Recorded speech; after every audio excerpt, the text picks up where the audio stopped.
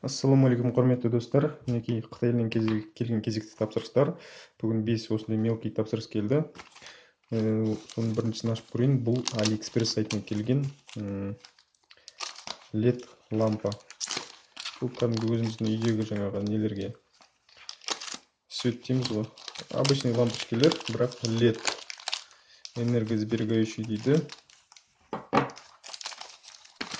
Екі тал болу керек ішінде. Қазір ашып көреміз.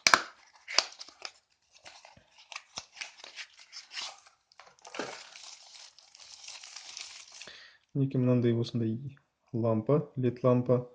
Өзіміздің мінекей мына E27 деген жаңа несі бар. Стандарты, обычный стандарт. Соған бұралып кигізілетін осындай екі лампочка келді. Бұның бағасы есімде жоқ.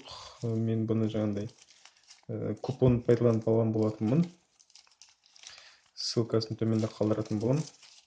Екіншісі де сондай.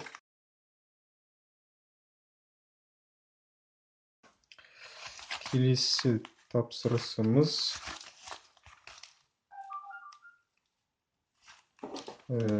бұл қалған төртеуі де осы Gearbest сайтынан келген. Бұл тапсырыс ұмытпасам 10 центке айналды маған.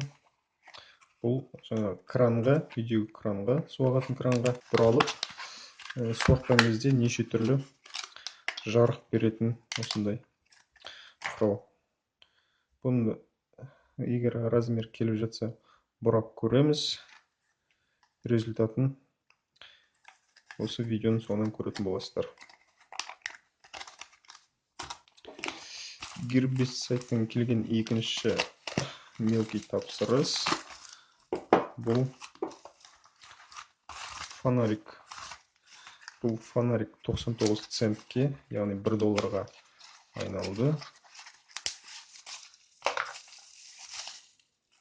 Мінекей осындай кішкентай ғана мелкий фонарик. Бұл фокус екен ғой. Батарейкасы мына жерге салынады. Мінекей мынандай 2А деген осындай стандартты батарейка салынады.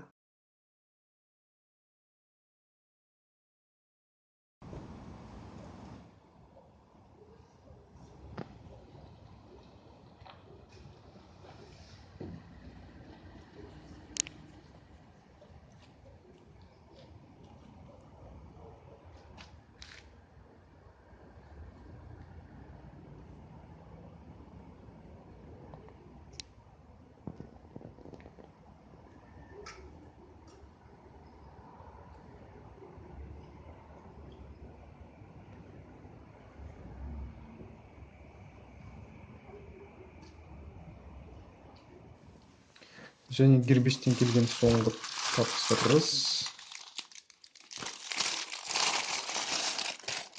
Бұл негізі пауэрбанк болатын.